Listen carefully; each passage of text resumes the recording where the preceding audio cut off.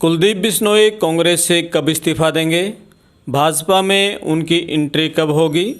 आदमपुर में उपचुनाव कब होगा?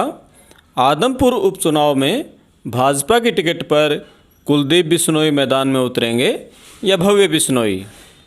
क्या उपचुनाव से पहले ही भव्य बिश्नोई हरियाणा की खट्टर सरकार में मंत्री बनेंगे? कुलदीप की भाजपा में एंट्री में देरी क्यों हो रही है? इन सब सवालों पर आज हम विस्तार से चर्चा करेंगे। आदमपुर उपचुनाव में बिश्नोई परिवार के सामने कांग्रेस या आम आदमी पार्टी से संभावित प्रत्याशी कौन हो सकता है और अभी आदमपुर हलके में क्या समीकरण चल रहे हैं, इस बारे में अपने जो विचार हैं कमेंट बॉक्स में ज़रूर लिखें। मैं आपका दोस्त करमपाल गिल। वीडियो को ज़्यादा से ज़्यादा शेयर करें और चैनल को सब्सक्राइब करें।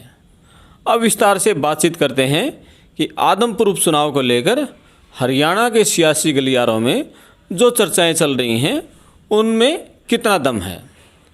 राज्यसभा चुनाव जब हुए थे उससे पहले ही जब कुलदीप बिश्नोई ने यह कहा था कि वह अपनी अंतरात्मा की आवाज़ पर वोट देंगे, तभी यह फाइनल हो गया था कि वह कांग्रेस से अलग होकर अगली सियासी पारी भाजपा के साथ खेलने जा रहे हैं।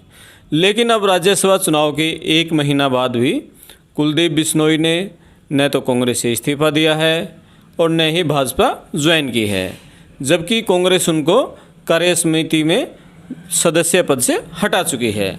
ऐसे में सियासी गलियारों में कई तरह के सवाल उछल रहे हैं। कोई कह रहा है कि भाजपा ही कुलदीप के रास्ते में रोड़ा अटका रहे हैं, भाजपा में कुछ नेता ऐसे हैं जो कि कुलदीप बिश्नोई की पार्टी में एंट्री नहीं चाहते, तो कुछ लोगों का कहना है कि दुष्यंत चौटाला उनके रास्ते में बाधा बने हुए हैं।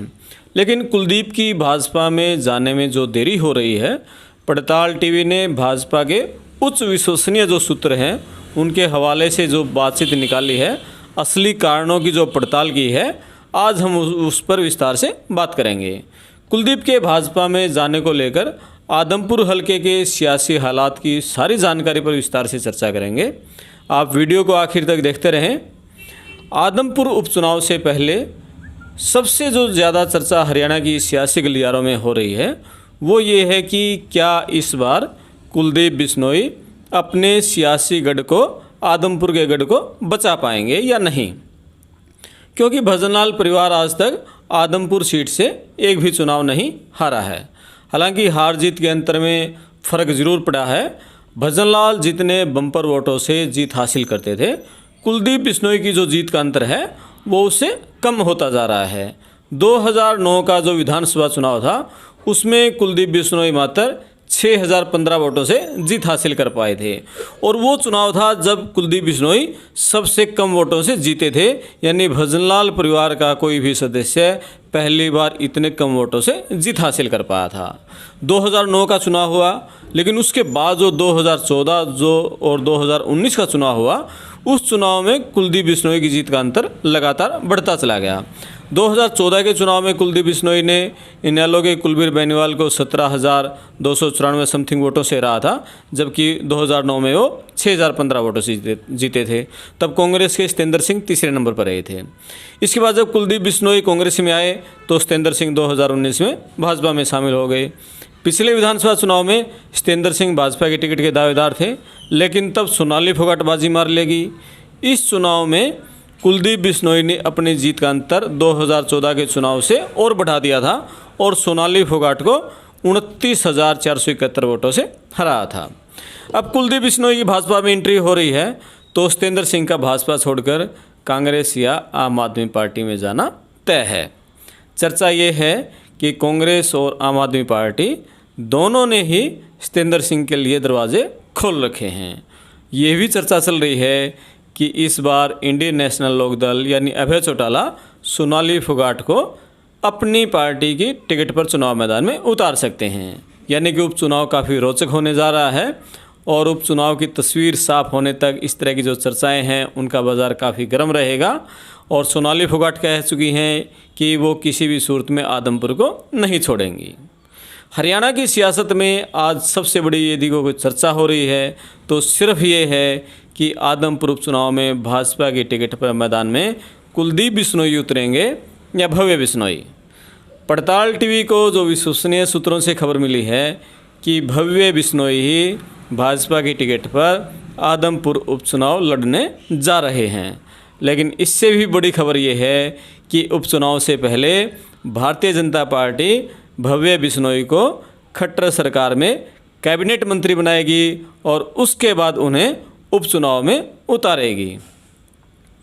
बहुत बड़ी खबर। ये पहली बार भारतीय जनता पार्टी ऐसा करने जा रही है कि किसी नेता को पहले मंत्री बनाकर फिर उपचुनाव में उतारेगी।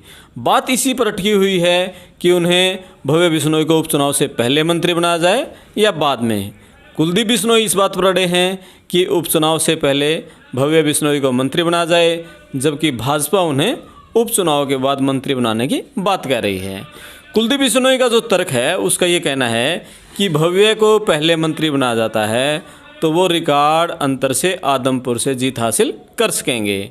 लेकिन भाजपा के जो बड़े नेता वो कह रहे हैं कि बिना किसी शर्त के आप पार्टी में एंट्री कीजिए, उसके बाद ये संगठन तय करेगा कि मंत्री पहले बनाएं या बाद में। क्योंकि भारतीय जनता पार्टी में ये परंपरा रही है कि वो कोई भी शर्त, कितना ही बड़ा नेता हो, कोई शर्त नहीं मानती है।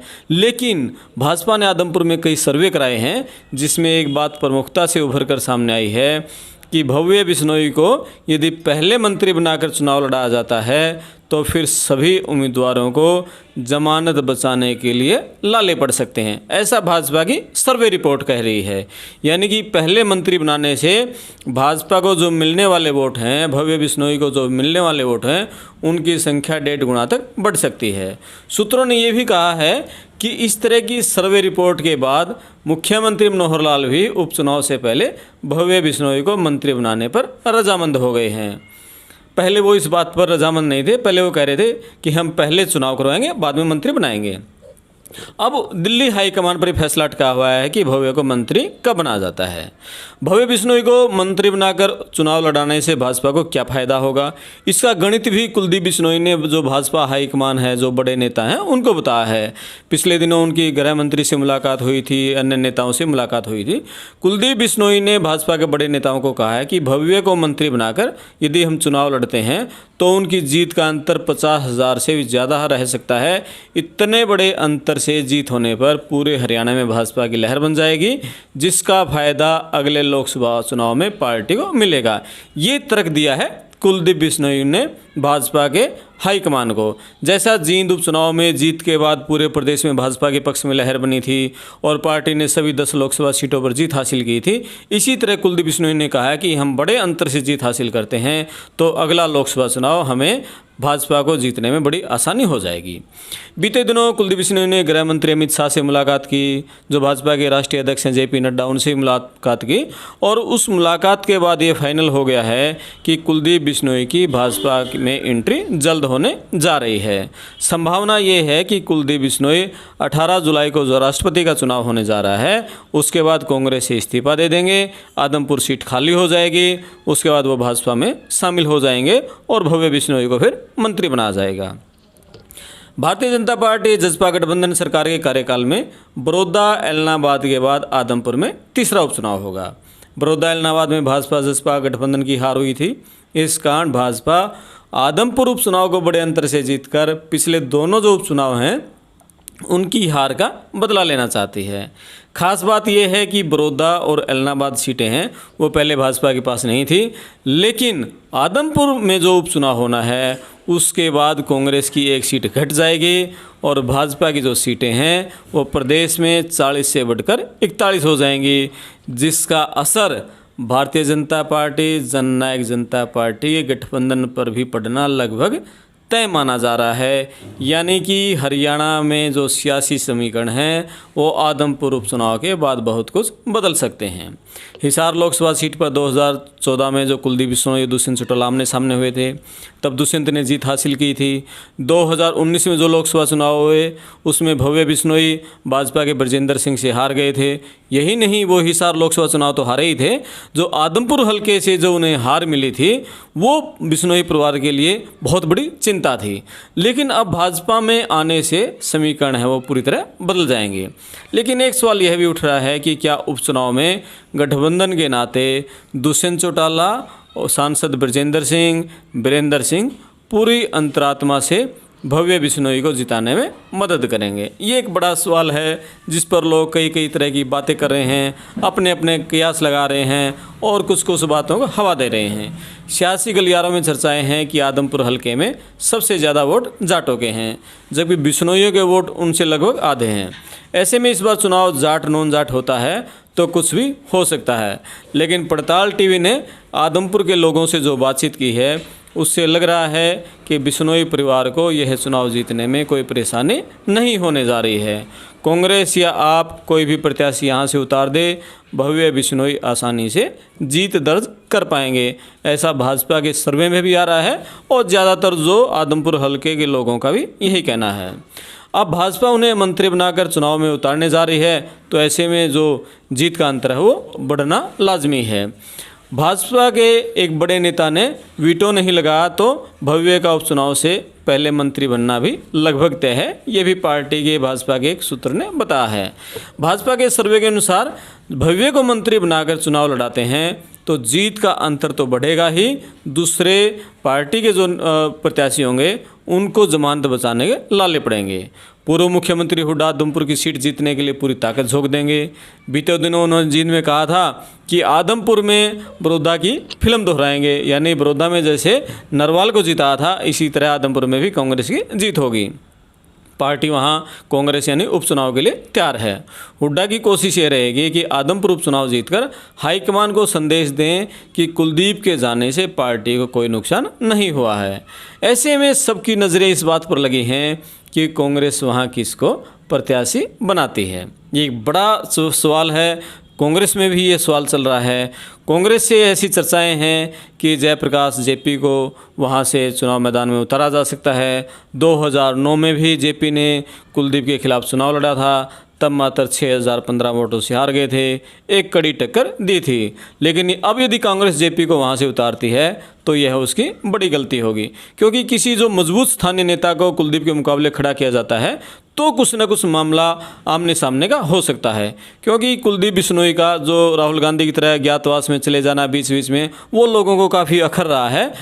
चर्चा तो ये है कि सत्येंद्र सिंह ही भव्य बिश्नोई को टक्कर दे सकते हैं, लेकिन बिश्नोई के कट्टर समर्थक अभी से यह शर्त लगाने को तैयार हैं कि सभी विपक्षियों की जमानत जब्त हो जाएगी और भव्य की रिकॉर्ड जीत होगी, और इसके लिए वो कितनी भी बड़ी शर्त लगा सकते हैं।